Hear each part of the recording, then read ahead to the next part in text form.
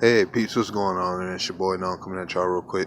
Uh, this. I know this is another dark video. Again, I was heading off to get some sleep, so I decided to go ahead and record this in the dark again. So, please, as a disclaimer, understand my humble apologies for another dark video.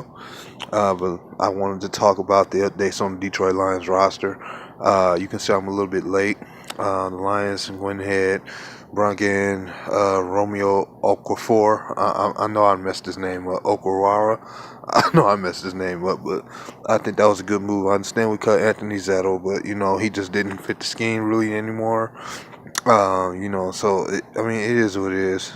He was a nice little player, but we need guys that fit for what we're trying to do. So, people, if you are being upset, it's not that serious. You know what I'm saying? We'll find other guys in the near future who will fit our scheme just as well.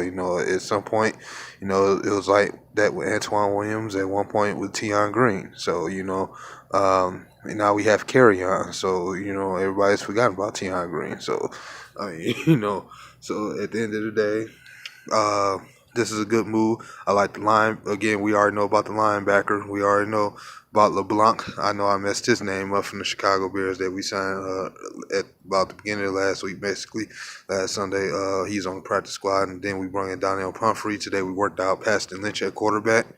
If they do decide to sign him, it should be to the practice squad because it would be pointless to have him come back. Have him on the roster and drop out of nowhere Matt Castle after next week or something like that.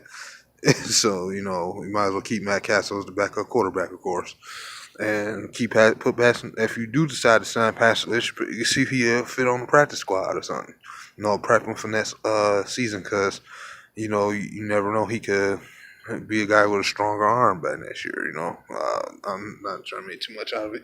But anyway, I want to say a couple other things. I want to shout out some guys too, man.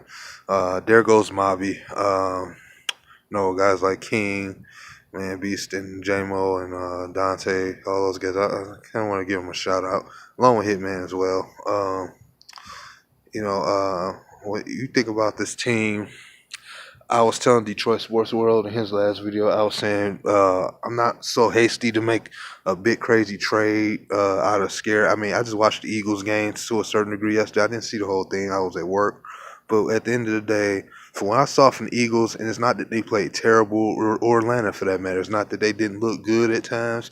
It's just from what I saw from the Eagles compared to what our team looks like, I don't feel the Lions fare that bad of a chance overall as a team. And I know we haven't played a game yet, but I'm just saying I don't think the Lions. I think we're panicking too much. Before we talk about how bad the team is going to be or how much we're going to suck, note that we have enough talent. If we play smart to scope our coaching and scheming is smart, that we could actually beat a lot of these called powerhouse teams like the Rams, the Bears, who people all of a sudden are scared of, and anybody else. If we were a smarter team, because we actually had the talent to back it up. We had just enough talent to back it up. I'm not buying into this Sean Robinson thing. I know he got demoted, but I feel like he'll find himself again. He's a young player at the end of the day, regardless of his draft pick year. I expect him to play better. The Lions feel they may have to trade him someday. Yeah, it hurt to see him go, but I doubt that happened. I doubt that'd be necessary. So, that's how I feel about the scenario. But as far as the season goes, let's just wait about 2-3 games to see where the team is at before we just start assuming this trade needs to be made or some big crazy trade. Everybody needs to calm down. For I saw from the Falcons, this supposed to be powerhouse team that everybody's been promoting. They didn't quite look like it. And no, all due respect, neither did the Eagles. So, that's just don't get me wrong, that's just one game. But I feel like the Lions would be just fine. At the end of the day, everybody hold their horses, calm down. Let's wait till Monday and see what happens. Because at this point, I'm just ready to see them play. I get the feeling that our offense is not going to be based off one 100-yard rusher. I don't even think we're going to burn LeGarrette Blunt to the ground. I think Abdullah and LeGarrette Blunt will share the backfield with partial plays from Carryon when they feel needed. I feel like Carryon won't really make itself known until like week 4 or 5. And I know it sounds crazy, but it happens. Stuff like that happens in the NFL. The guy you want to see the most, can't wait to see, is the guy they play the last. I feel like the Lions' offensive flow just fine. Now, as a word of advice, I think Patricia should call the plays on defense.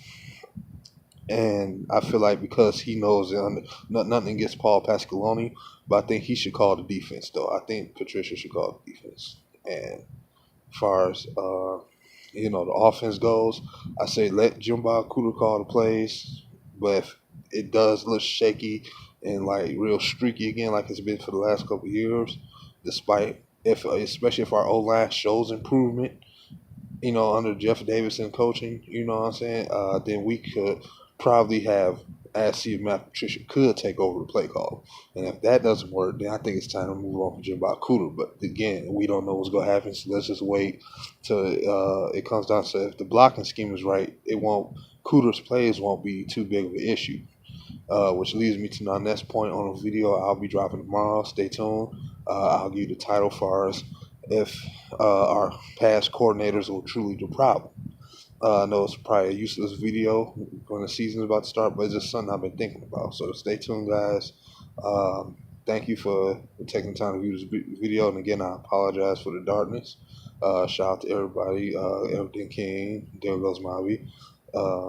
Man Beast Mornings, Dante Chase, 303 Hitman, 303 JMO, Primetime B, Ramondo Ray Moore, Mortal LB, and a few other people I forgot. Noble Sports Entertainment. Shout out to all these guys. Craig Jotman, CJ Smooth now. So shout out to everybody. DV, peace.